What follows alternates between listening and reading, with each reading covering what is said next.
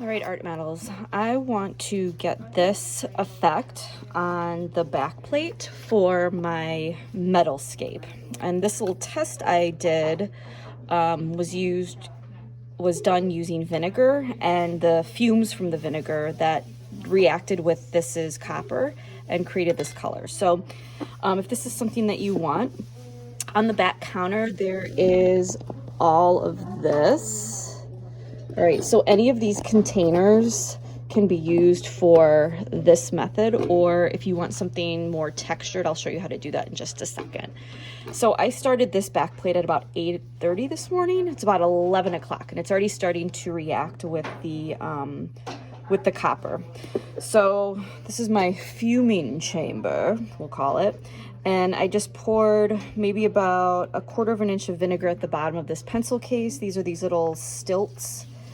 And then you don't want this to touch the vinegar. You just, again, we're just relying on the fumes of that.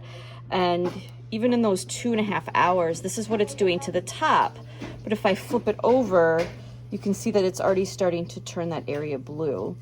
Now, where you can kind of see where the stilt marks are. So those stilt marks are acting as a resist. And some of you have expressed interest in creating a tape resist if you want that reaction to be in particular areas. Okay, so this is fuming. I'm going to close this and we'll see how this looks tomorrow. Now let's say that I want, and this blue was, I got this effect when it was probably at least 24 hours that I kept it in the fuming chamber. Now let's say I want to take some of this away. I've got some soy sauce, I've got a brush, and let's say I want a pattern of dots. All right, now that soy sauce is going to eat away at that effect right there. So I'm just gonna kind of put this just to the side and see how long that takes. Okay. All right, now if I want an effect where it is textured like this, I'm gonna use one of these plastic containers and put some sawdust in it. And I'm gonna soak this sawdust with some vinegar. This looks like a really disgusting salad right now. I'm also gonna sprinkle some salt in here. Because again, vinegar and salt is going to create a chemical reaction. Okay. And then I am just going to bury my piece of copper over here. And I'm gonna see, I haven't done this before, but I'm gonna see what happens when I put a piece of nickel in here. This is going to be a little bit of an experiment, and I don't have a piece of brass around.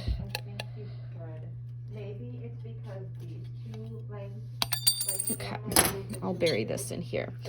All right, so the reason why we're burying it in here is that if the vinegar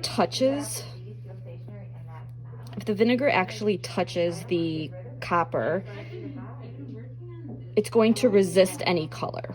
Okay, so if you want something that's textured, wherever this is physically touching the metal, it's going to resist it, but the parts that are exposed are going to create an interesting speckled texture, perhaps like this. Okay, so all of this area is where that vinegar sawdust was not touching that, if that makes sense. Okay, and then I'm just going to cover this up and wait 24 hours and see how this looks. All right, I'm gonna check my soy sauce, and it's already starting to resist. Oh snap, that's cool. That is so cool. All right, so that was literally not even 3 minutes. So if you want kind of to paint with soy sauce, if you want to kind of take away some of that, that's going to work relatively quickly. That is so cool.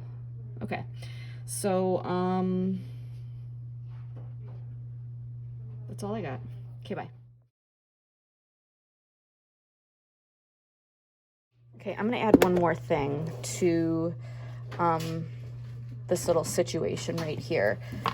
This is a piece of copper that I heat patinaed in a demonstration, and I'm just gonna bury it in here to see what happens, because I'm adventurous. All right, stay tuned. Okay, here's the big reveal. So this has been sitting in this box since Thursday. Let's look at behind it. That's cool. Morning. Cool, I love it. All right, I'm gonna let this dry. So that's 3 days worth of fuming. And then let's check to see.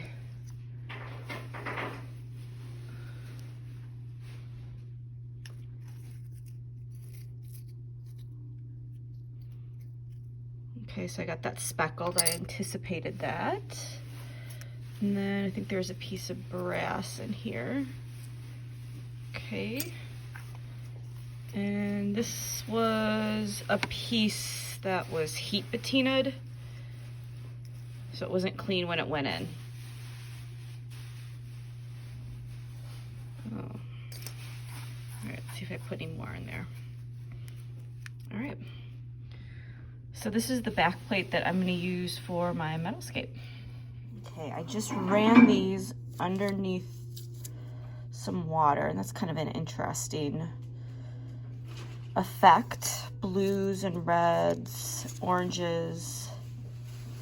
And again, I can't remember which one is brass, which one is copper, but I know that this one is the nickel plate.